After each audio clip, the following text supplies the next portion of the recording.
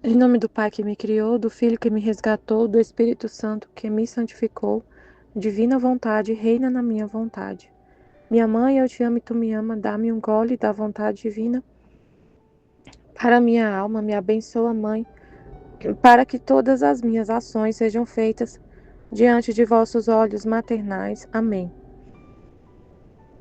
Livro do Céu, volume 2, capítulo 34. O próprio Jesus prepara para a comunhão. Esta manhã, tendo de receber a comunhão, estava a pedir ao bom Jesus que viesse ele mesmo preparar-me, antes que viesse o confessor para celebrar a Santa Missa. De outra forma, como poderei recebê-la, sendo tão má e estando indisposta? Enquanto fazia isto, meu doce Jesus agradou-se em vir. No mesmo momento em que o vi, parecia-me que não fazia outra coisa senão encarar-me com seus olhares puríssimos e resplandecentes de luz. Quem pode dizer o que faziam em mim aqueles olhares penetrantes que não deixavam escapar nem sequer a sombra de um pequeno defeito? É impossível poder dizê-lo. Aliás, teria querido deixar tudo isto em silêncio, porque as operações internas da graça dificilmente se sabem expor, tal como são com a boca. Parece antes que se desfigura. Mas a senhora obediência não quer. E quando é por ela, é preciso fechar os olhos e ceder sem dizer nada mais. De outra maneira, ai, por toda parte. Porque sendo senhora por si mesma, se faz respeitar. Então continua a dizer: no primeiro olhar pedi a Jesus que me purificasse. E assim me parecia que da minha alma se sacudisse tudo o que a ensombrava. No segundo olhar pedi-lhe que me iluminasse. Porque em que aproveita a uma pedra preciosa ser pura, se não está resplandecente para atrair os olhares daqueles que o olham? Vão olhar para ela sim, mas com olhos indiferentes. Tanto mais eu, que não só devia ser olhada, mas identificada com meu doce Jesus. Tinha necessidade daquela luz, que não só me tornava a alma resplandecente, mas que me fazia entender a grande ação que estava por realizar. Por isso não me bastava ser purificada, mas também iluminada. Então Jesus naquele olhar parecia que me penetrava, como a luz do sol penetra o cristal. Depois disto, vendo que Jesus continuava olhando para mim, lhe disse: Amantíssimo Jesus, já que te deleitaste primeiro em purificar-me e depois em iluminar-me, digna-te agora santificar-me muito mais, que devendo receber a ti, que és o Santo dos Santos, não é justo que eu seja tão diferente de ti. Interessante demais, né? Muito interessante. Meu Deus. É muito interessante ele fazer isso. Ela se sentir, ele purificar ela, iluminar, embelezar e ela ficar linda, linda, linda, santificada. E depois ele vem mostrar o nada. Nossa, muito interessante. Então Jesus, sempre benigno a esta miserável, inclinou-se para mim, aí ela pediu para santificar. Tomou minha alma entre seus braços e parecia que com suas próprias mãos toda a retocava. Quem pode dizer o que operavam em mim aqueles toques dessas mãos criadoras? Como minhas paixões ante aqueles toques se punham em seu posto, meus desejos, inclinações, afetos, batimentos e demais sentidos, santificados por aqueles toques divinos, se mudavam em algo totalmente diferente e unidos entre eles, não mais discordantes como antes. Formavam uma doce harmonia ao ouvido de meu amado Jesus. Me parecia que fossem tantos raios de luz que feriam seu coração adorável. Oh, como Jesus se recriava e que momentos felizes têm sido para mim. Ah, eu experimentava a paz dos santos. Para mim era um paraíso de contentes. Aí, se ela fica nessa, imagina se Jesus não mostra nada e ela continua linda, maravilhosa, resplandecente, santificada e sentindo experimentando essa paz dos santos, esse paraíso, e fica nisso olhando para ela, como foi explicado, né, na meditação. Ela estava com o olhar totalmente para ela e estava muito bom, estava assim maravilhoso, sentindo a paz dos santos, um paraíso de felicidade, maravilhoso, maravilhoso, maravilhoso. Não precisa mudar nada, Jesus. Vamos continuar aqui desse jeito? Tá incrível, vamos ficar aqui. Meu Deus, aí Jesus mostra, aí Jesus vira o olhar dela para ele. Aí ela vira, tira os olhos dela e olha para ele e vê ele com a cabeça coroada de espinhos. Gente, aí tá vendo? Se você fica olhando só para você e Jesus te purifica, te santifica, aí você tá bem demais. Nossa, que vida maravilhosa, Jesus. Que paraíso. Mas Jesus está coroado de espinhos.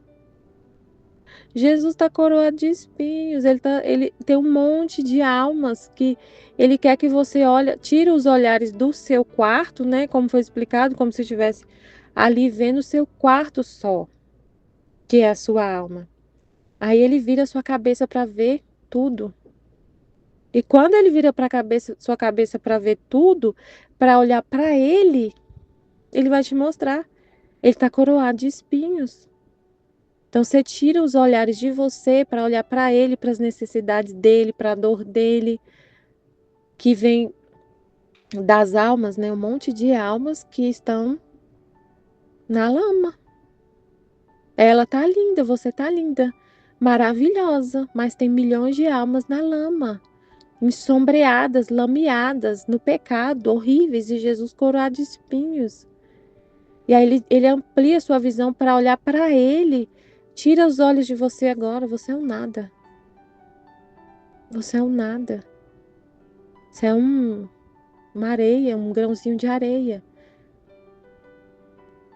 Nossa, gente, que coisa incrível. Experimentava a paz dos santos, para mim era um paraíso de contentes. Para mim é um paraíso de contentes, ficar só olhando para mim, olhando para. Gente, é o que falou no Kairos, lá na palestra da Liliane, que falou: a Nossa Senhora, ela saía de si, ela é linda, ela sabia de tudo, ela tinha lá tudo, né? Por graça, o que Deus é por natureza. Mas ela não olhava, não ficava olhando para ela, se deleitando nessa felicidade, nessa beleza que ela tinha, santidade. Ela queria, ela sai dela para olhar para a necessidade de Deus, para o que Deus quer, para a dor dele, né? Para poder levar para poder dar Deus para o outro, para a gente. Ela estava linda, nasceu imaculada. Mas e o resto da família humana? E o resto da família humana? E os outros filhos do nosso pai?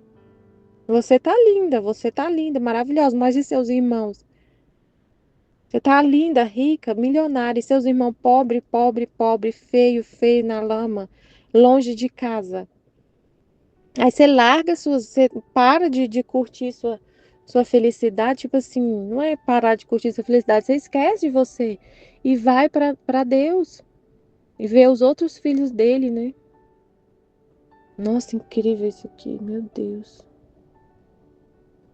Depois disso, parecia que Jesus vestia a minha alma com a veste da fé, da esperança e da caridade. E no ato mesmo que me vestia, Jesus me sugeria o modo como me devia exercitar nestas três virtudes.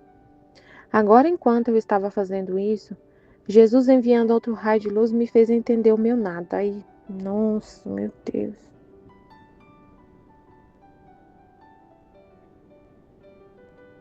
Que é você sair de você, né? Como foi explicado lá no Kairos e explicado hoje aqui. Você para de olhar para você e vai doar, vai ser como Deus, um sol que doa a vida. Não fica só recebendo recebendo, recebendo e curtindo os seus bens e curtindo o que você tem, tipo assim, e só fica nisso, olhando pra você, como eu sou linda, olha como eu sou pura e santa, que felicidade que eu tô vivendo, eu tô bem, tô muito feliz na minha paz aqui. Isso não é ser Deus. E você olha para Deus para ser como Ele, para ser outro Ele. Ser que dá a vida e não só que fica recebendo, recebendo, recebendo, e eu tô bem, maravilhoso. E os outros tá lá, mas não tô nem aí, eu tô bem. E eu vou ficar curtindo aqui, Deus, eu não tenho problema. E eu tô bem, isso é que importa, eu tô bem, mas e os outros tá lá tudo fora de casa, tudo na miséria, a maioria na miséria. Aí você sai de você e vai dar Deus pro outro, e vai doar a vida divina, e vai sacrificar, trabalhar e doar a vida divina, e doar pro outro. E doar, parar. Você continua recebendo, mas você tá ali sabendo que tá recebendo, você tá bem, você tá feliz, mas não fica ali só em você. Amplia sua visão. Agora, enquanto eu estava fazendo isso, Jesus, enviando outro raio de luz, me fez entender o meu nada. Parecia-me que fosse como um grão de areia no meio de um vasto mar, qual é Deus. E este pequeno grão ia se perder naquele mar imenso.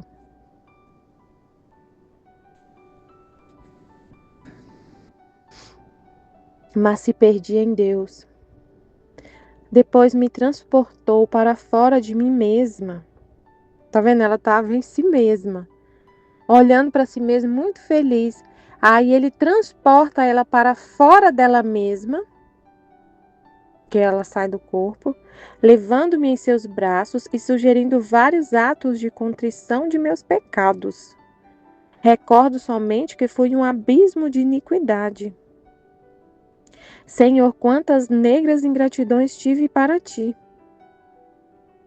Então, ao mesmo tempo que estava linda, maravilhosa, santa, num paraíso, aí ele mostra o nada e ela vê pecado, vê iniquidade, ingratidão e faz ato de contrição. Enquanto fazia isto, olhei para Jesus e tinha a coroa de espinhos na cabeça.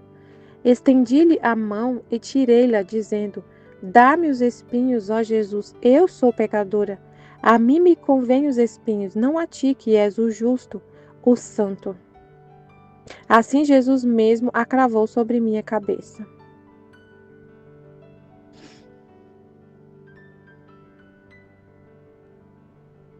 Assim Jesus, depois não sei como, de longe viu o confessor. Em seguida pedi a Jesus que fosse preparar o confessor para poder recebê-lo na comunhão. Então parecia que Jesus ia com ele. Depois um pouco ele voltou e me disse: Quero que seja um modo de tratar entre eu e você e o confessor, e assim também quero dele, que te olhe e trate contigo, como se fosse outro eu, porque sendo sua vítima, porque sendo sua vítima como fui eu, não quero diferença alguma. E isto para fazer que tudo seja purificado e que em tudo resplandeça só meu amor. Eu disse-lhe, Senhor, isto parece impossível, que possa tratar com o confessor como faço contigo, especialmente quando vejo a instabilidade. E Jesus, no entanto, é assim. A verdadeira virtude, o verdadeiro amor, tudo faz desaparecer, tudo destrói. E com a maestria que encanta em todo o seu agir, não faz resplandecer outra coisa que só Deus, e tudo olha em Deus. Depois disto veio o confessor para chamar-me à obediência e assim celebrar a Santa Missa, e por isso terminou. Então ouvi a Santa Missa e recebi a comunhão. Quem pode dizer a intimidade que houve entre Jesus e eu? É impossível poder expressá-la. Não tenho palavras para me fazer entender, por isso o deixo em silêncio.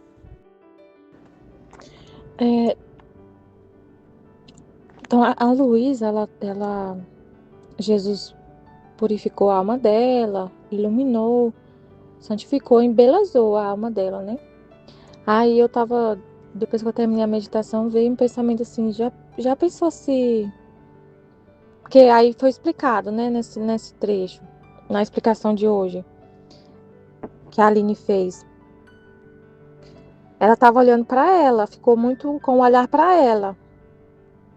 E aí depois Jesus virou o rosto dela para ela ver o nada dela. Então, assim, tirou ela disso, de olhar para ela. E ela estava muito bonita. Tava numa paz, numa alegria, numa paz. E aí Jesus vira o rosto dela para ela, ilumina ela para ela entender o nada dela. E aí, gente, eu vejo os pensamentos assim, se a gente não sai de nós mesmos, se a gente não vê o nosso nada, pode acontecer um orgulho. Porque aí eu lembrei do Lúcifer. Ele era um anjo de luz, o mais belo de todos os anjos. Ele era puro, puro, puríssimo. Ele era puro antes do. E o que aconteceu? Ele era o mais belo de todos, o mais belo, o mais belo. Então, se a gente não. Só que ele pensou que ele era algo por ele mesmo. Ele se orgulhou disso, orgulhou do que ele era. Ele orgulhou do que ele era. Então, se a gente ficar só no olhando, sabe, não ver, não tiver essa luz para compreender o nosso nada, a gente acaba caindo no orgulho e ficando igual o Lúcifer. Ele era belo, iluminado. Ele era o que mais entendia Deus. Fala, né, da história dos anjos, do mundo angélico. Ele era, dá para entender assim, que ele era um dos que mais entendia Deus, estava mais próximo, era o mais belo dos anjos. E ele se orgulhou do que ele era. Aí se Deus não mostrar, então Deus mostra pra gente o nosso nada, pra gente não ficar orgulhoso. Meu Deus, e aí, e a tentação que aconteceu lá no Éden, no pecado original, a gente herdou isso, do orgulho. Então Jesus sempre tem que estar nos mostrando o nosso nada, para não ter orgulho. Para entender que tudo vem dele, né? Que tudo é ele, só olhar para ele, só importar com ele. O nosso nada ficar na humildade. Eu não sou nada. Deus é que é tudo. Eu não sou nada. Tudo, tudo é ele. Aí Jesus fala para ela, né? Quero que seja o modo de tratar entre eu e você e o confessor. E assim também quero dele que te olhe e trate contigo como se fosse outro eu. Porque sendo sua vítima como fui eu, não quero diferença alguma. É isto para fazer que tudo seja purificado e que em tudo resplandeça só meu amor. Então Jesus quer que ela olhe para o confessor e só veja Jesus. E que o confessor também olhe para ela e só veja Jesus. Porque aí tudo vai ficar para Jesus, por amor a Jesus. Tudo vai ficar purificado. Sendo tudo feito por amor a Deus, por amor a Jesus. Ele não vai ver a Luísa. Ele não vai ver que ele está dando assistência espiritual para a Luísa. Mas é para Jesus, é tudo para Jesus. Ele não vai ficar olhando, vendo assim, eu venho todo dia aqui, o sacrifício que eu faço pela Luísa. É por Jesus. Para ficar tudo purificado e que resplandeça só o amor de Jesus. E a Luísa também não vai ficar pensando, como esse confessor é bom, que pessoa boa, como ele é bom. Ele vem todo dia me tirar desse estado de petrificação. Como ele é bom. Aí ele morre e ela fala, agora tudo se acabou, porque ele morreu e não tem ninguém que vai querer vir fazer essa bondade. Não tem ninguém que é tão bom igual ele. Nunca mais eu estou numa situação difícil, porque ele morreu, então acabou, ninguém é tão bom quanto ele. Não, ela só vê Jesus. O que ele fez, o que ele fazia, é tudo Deus. Ele é um nada, é tudo Deus que faz. E ela só olhar para Deus.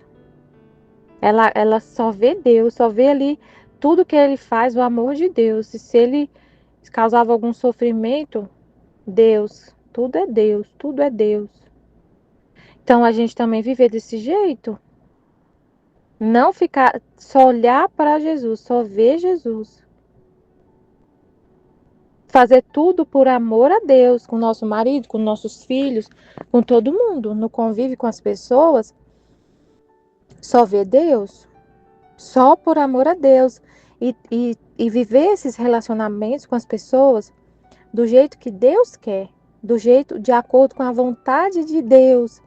E a gente pensa assim, não, então eu vou tratar meu esposo como um rei, porque é para eu ver Jesus nele. Então, quando ele suspirar por mim, eu já tô lá. Não é assim.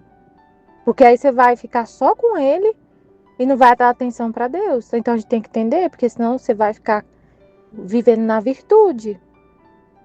E aí seu marido, você vai ficar só com seu marido. Você não vai querer, não vai ter tempo para ficar com Deus. Uai, mas Deus não tá nele, então se eu ficar com ele é a mesma coisa estar com Deus, não é assim? Então tem que ter a luz, Senhor, ajuda a gente, né? Ajuda todo mundo a entender. Porque senão a pessoa pensa, Jesus, se a pessoa levar isso ao pé da letra, Senhor, aí vai ficar só com o marido? Vai ficar só com o filho?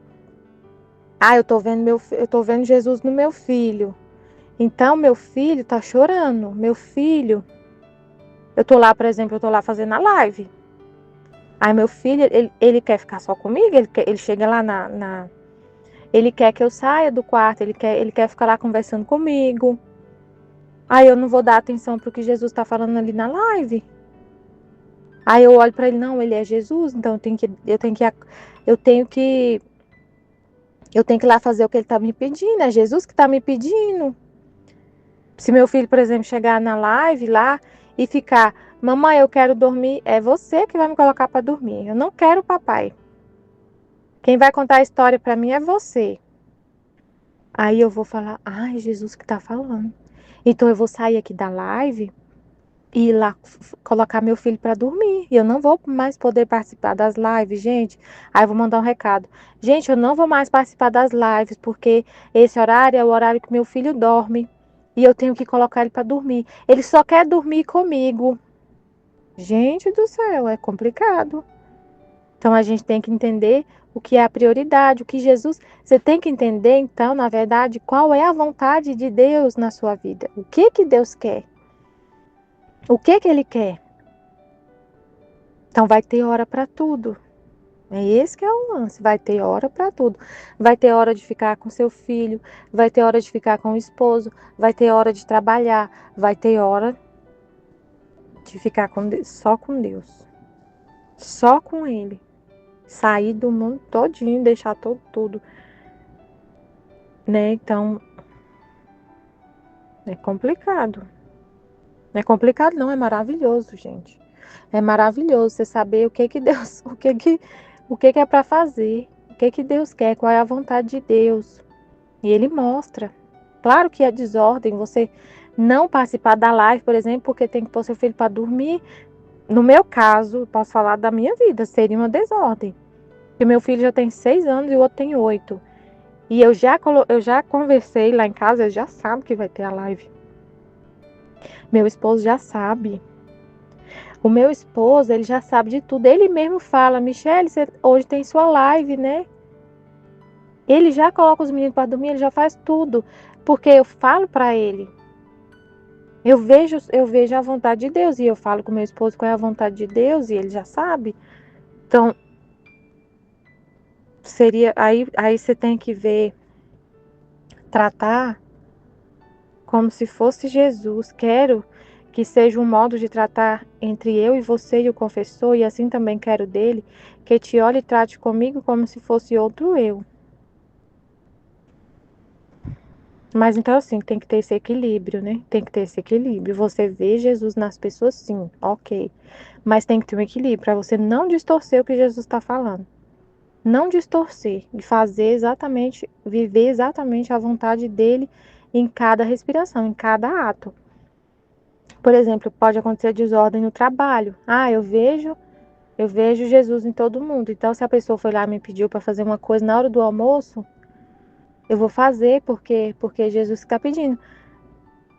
Aí tudo tem uma ordem. Meu horário de almoço é para almoçar e para meditar. E para ficar conversando com Jesus, meditar, descansar um pouquinho. Então, se eu ficar lá só trabalhando, vai ser desordem mesmo. Às vezes a pessoa chega e fala para mim, mas eu tenho que falar não, tenho que aprender a falar não. Então tem que ter esse discernimento, né? A gente tem esse discernimento. Não quero diferença alguma, isto para fazer que tudo seja purificado e que em tudo resplandeça só meu amor, que seja tudo para Deus, por amor a Deus. E a gente sabe o que Ele quer, que a gente faça por amor a Ele. Ele quer muito, por exemplo, que a vontade dele seja conhecida. E aí, se eu colocar todos esses relacionamentos com as pessoas, todas as coisas da terra como prioridade, eu não vou ter tempo para fazer. Então tem que ser tudo por amor a Deus. Até o não que você fala para alguém é por amor a Deus. Até o não que você fala. O sim e o não. Quando alguém te chama lá para assumir mais uma pastoral na igreja e você fala não, você fala por amor a Deus. Eu falei não esses dias, uma mulher falou, vamos participar da pastoral do dízimo? Fica comigo lá, é só ficar lá no balcão do dízimo, não sei o quê. Aí eu fui perguntar para Jesus, mas o que eu entendi, não é para falar, não é para ir mais não. Você já tá na catequese, ponto final. Não vai assumir mais uma coisa, você já tem um monte de coisa, você vai assumir mais uma coisa. E numa pastoral não é só ficar lá no balcão lá do dízimo, é uma pastoral, tem os compromissos da pastoral. Então, não. Aí você fala não por amor a Deus, né? Você vê Deus ali, você vê a vontade de Deus. A gente vê a vontade de Deus. Aí ela disse, Senhor, isto parece impossível. Que possa tratar com o confessor como faço contigo, especialmente quando vejo a instabilidade. E Jesus, no entanto, é assim. A verdadeira virtude, o verdadeiro amor, tudo faz desaparecer. Tudo destrói, e com uma maestria que encanta, em todo o agir não faz resplandecer outra coisa que só Deus, e tudo olha em Deus. Então, às vezes você pensa, a Luísa falou, mas ele é jeito, ele não é você, ele é instável, ele não é, ele tem defeitos, por exemplo. E Jesus falou, não importa. Mesmo assim, é para fazer isso. Mesmo assim, o verdadeiro amor faz desaparecer tudo isso. Por exemplo, a questão da obediência ao marido. Muita gente não consegue, fala assim, meu marido, eu não obedeço o que ele fala. Eu não considero o que ele fala. Porque ele é viciado em álcool. É muito sério isso. Eu já vi mulheres falando isso. Uma amiga minha daqui mesmo, ela fala, eu não considero, não tem como eu obedecer meu marido. Porque ele bebe. Ele bebe, então tudo que ele fala eu não considero, tipo assim. Mais ou menos com essas palavras. Mas aí é claro que entra o discernimento, né? Nem tudo que ele falar, tudo. Você não é uma escrava. Deus vai mostrar quando é para falar não, quando é para corrigir. E é o que foi falado na meditação hoje. Mas a gente corrige as pessoas, né? Como foi falado.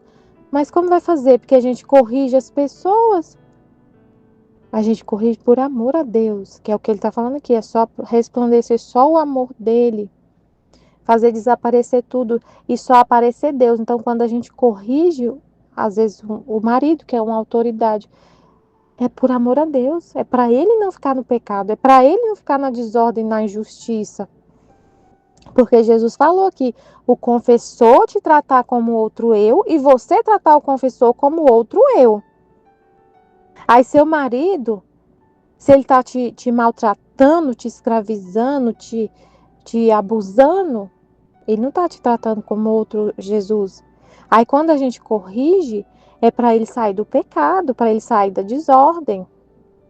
Quando você fala não para uma pessoa, um não para o seu chefe, por exemplo, um não por quê? Porque ele está abusando, ele está passando da conta de só passa trabalho para você, para ele respeitar. Assim como você respeita muito, para ele respeitar também, porque quem está em você é Jesus.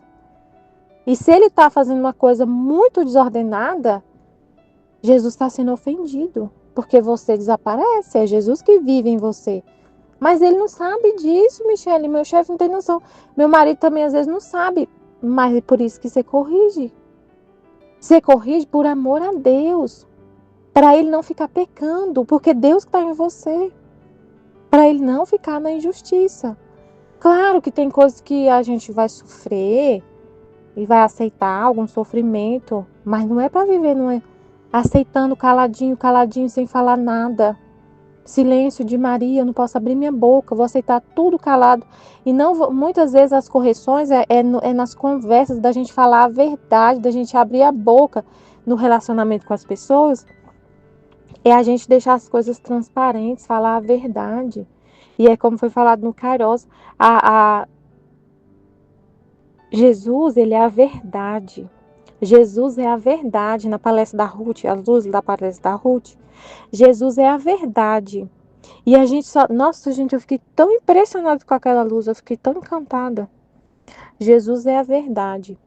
E ele falou naquele trecho da Ruth: a palavra é dom divino, obra divina, não lembro exatamente, mas o que Jesus falou, né? A luz que a Aline teve.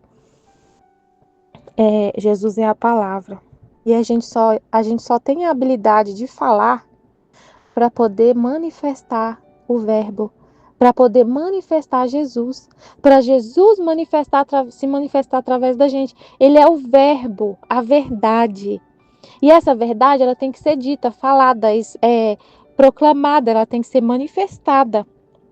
E a gente só tem voz, e a gente só tem a capacidade de falar para poder Deus se manifestar através da nossa boca, através do som que sai da nossa voz.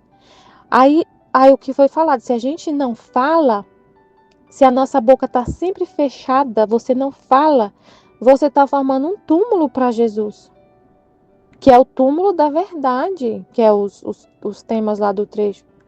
A verdade, que é o tema da Ruth, a verdade, quando ela não é falada, é um túmulo, é um túmulo que se forma para a verdade. E o falar é a ressurreição da verdade. Quem é a verdade? O que Jesus falou dele? Eu sou o caminho, a verdade e a vida. Eu sou a verdade. Então, se você não fala, você está fazendo um túmulo para Jesus. Ele falou esse nome. Você está fazendo um túmulo para o seu Jesus quando você não fala? Porque quem é a palavra, gente? Quem é a palavra? Quem é a verdade? É Ele. Quando a gente não fala, eu estou matando Ele, sepultando Ele.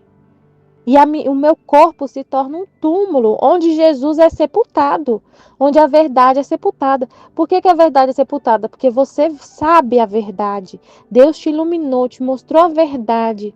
Te mostrou não para você falar e sepultar essa verdade no seu coração, mas para ressuscitar, para falar. Então, se eu sei que o meu esposo está desordenado, está fazendo alguma coisa, Deus me mostra. Não é que a gente fica atrás do esposo o dia inteiro procurando se ele está fazendo coisa errada, não. Não é isso. Deus te mostra. Com seu esposo, com seu filho, com seu amigo, com seu chefe, com quem que seja. Ele te mostra uma verdade. E ele te mostra que é para falar. E você não fala, você sepulta essa verdade. Você forma um túmulo para Jesus, que ele é a verdade. E a verdade foi calada, sepultada, e ele está lá morto. E a sua boca fechada é um túmulo. É muito sério. Então, quando a gente fala e corrige, não é porque a gente não está vendo Jesus, não está vivendo isso aí que Jesus falou. A gente está mais do que vivendo o que ele falou. Porque Jesus está em você. E se a pessoa está te batendo, te machucando, por exemplo, ele te agride fisicamente. Quem que está em você? É um pecado que ele está cometendo. Aí você corrige, denuncia, vai na delegacia da mulher e denuncia. Por amor a Deus. Por amor a Deus. Se você guardar, eu vou sofrer isso, não vou falar para ninguém. Ninguém vai saber. A verdade está sendo sepultada. Qual é a verdade nesse caso? A verdade é que ele está ofendendo a Deus gravemente. Então é muito sério, né? Sepultar a verdade. A gente fala por amor a Deus. A gente se cala por amor a Deus e fala por amor a Deus. Sei lá, falei se cala por amor a Deus. Que às vezes em algum momento falar fica pior, né? A pessoa não está preparada para ouvir, não sei. Deus aqui, cada situação é situação, né? Muito sério. No entanto, é assim, a verdadeira virtude, o verdadeiro amor, tudo faz desaparecer, tudo destrói, e com uma maestria que encanta em todo o seu agir, não faz resplandecer outra coisa que só Deus, e tudo olha em Deus, só olha Deus, tudo você vê Deus. Depois disso veio o confessor para chamar-me à obediência e assim celebrar a Santa Missa. E por isso terminou. Então ouvi a Santa Missa e recebi a comunhão. Quem pode dizer que a intimidade que houve entre eu e Jesus e eu, é impossível poder expressá-la, não tenho palavras para me fazer entender, por isso o deixo em silêncio. Amém, Fiat. Jesus, eu confio em vós. Amém.